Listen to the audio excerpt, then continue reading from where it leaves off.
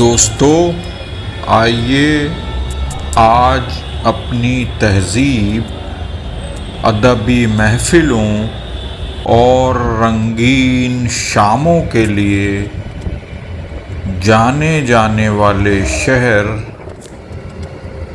लखनऊ की तरफ चलते हैं और एक बेहतरीन इंसान तथा शायर से आपकी मुलाकात कराते हैं। नमस्कार।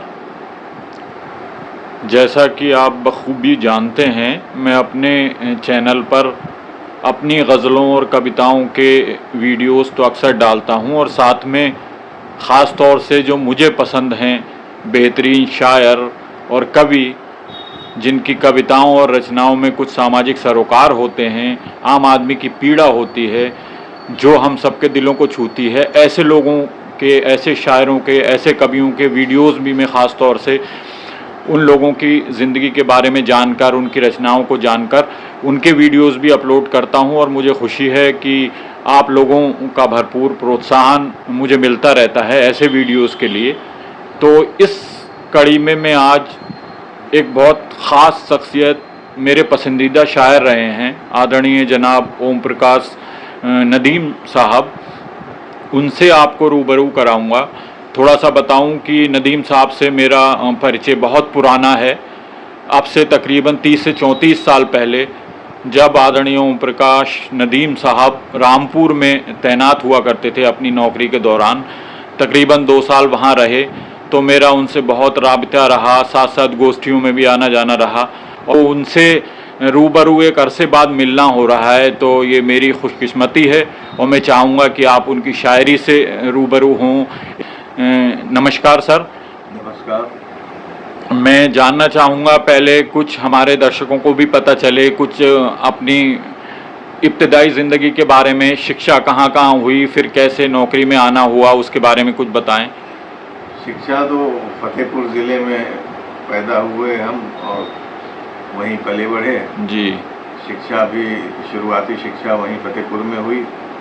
उसके बाद फिर इंटर तक फतेहपुर में पढ़ने के बाद ग्रेजुएशन इलाहाबाद से किया, फिर एमएससी पोस्ट ग्रेजुएशन भी इलाहाबाद से किया। जी जी। उसके बाद नौकरी लग गई। नौकरी में, अच्छा सर, नौकरी में कहाँ कहाँ तैनाती रही, कैसे कैसे, कुछ कोई ख़ास? तैनाती रही इलाहाबाद, महोबा, उरई, रामपुर, बिजनौर, रुड़की, आगरा, कानपुर, जी जी, बाराबंकी, लखनऊ से रिटायरमेंट हुआ। अच्छा सर, नौकरी में तो रहे आप, लेकिन इस दरमियान ये जो शायरी की तरफ झुकाव हुआ, शायरी की तरफ आना कैसे हुआ या क्या? कविताएं तो हम लिखते थे इंटरमीडिएट में जब थे, तब भी से हिंदी में। जी जी जी जी। तुकबंदी और कभी कभी बेतुकी कविताएं, आतुकांत मतलब। जी, शुरुआत यहीं से होती है आमतौर से। तो वो और पैरोडी एरोडी इस टाइप पे लिखा करते थे। फिर 1986-87 में उरई में जब थे हम, तो एक हमारे ऑफिस में मुबीन बाबू थे, वो एक दिन हमें उर्दू की पत्रिका पढ़कर सुनाने लगे। जी। उससे एक कहानी सुनाने लगे, तो पता नहीं क्यों हमारे दिमाग में एकदम ये बात आई कि ये बड़ी अजीब बात है कि ये हम खुद नहीं पढ़ सकते, दूसरा आदमी पढ़ के सुना रहा है। उसी वक्त हमने ये तय किया कि उर्दू सीखेंगे। मुबीन बाबू से कहा हमने कि उर्दू सीखना है। उन्होंने कहा ठीक है, कल हम ले आएंगे किताब और रजिस्टर वगैरह। हमने कहा कल नहीं, अभी मंगाओ, कल पर टालने से कोई काम नहीं होता। उसी वक्त मंगाया गया और उसी वक्त से शुरुआत कर दी। लगभग 2-3 महीने में हम उर्दू लिखना पढ़ना सीख गए। बहुत। उसके बाद उरई में बड़ा अच्छा अदबी माहौल था, तो वहाँ आना जाना होने लगा। वहाँ शायर बहुत अच्छे अच्छे थे, तो गज़ल की तरफ दिलचस्पी बढ़ी और गज़ल कहना शुरू किया। वहीं पर एक बहुत उस्ताद और पुराने शायर थे, बख्तियार मशरकी साहब जी।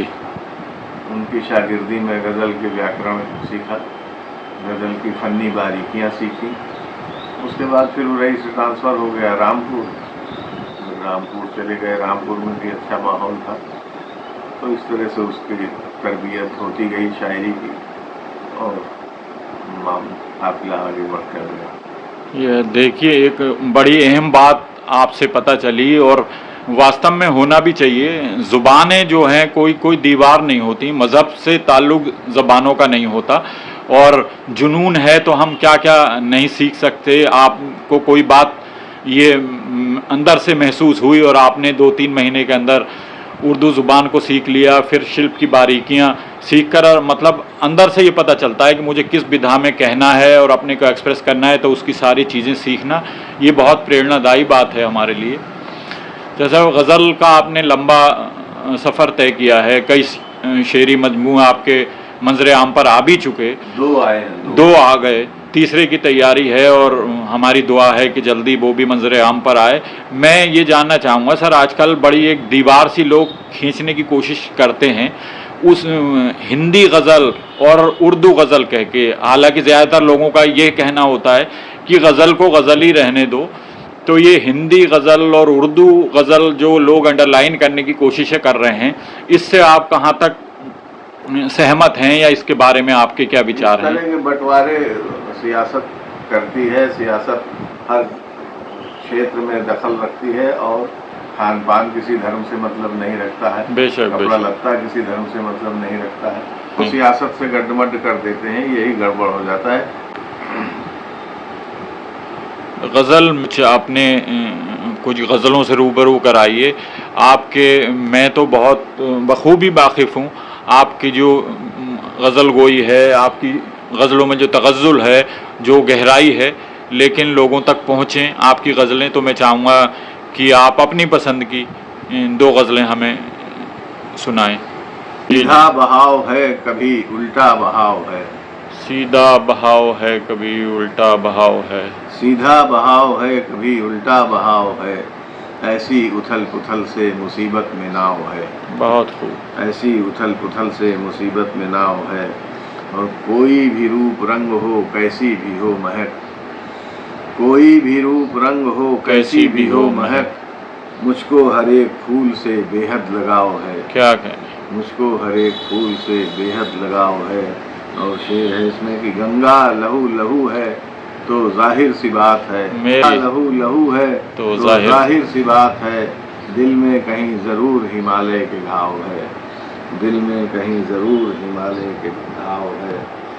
और एक शेर इसमें यह है कि उस पेड़ से उम्मीद कोई फल की क्या करे, उस पेड़ से उम्मीद कोई फल की क्या करे, आपस में जिसके गुण चहो गुल में तनाव है। क्या कहने, वाह। आपस में जिसके गुण चहो गुल में तनाव है।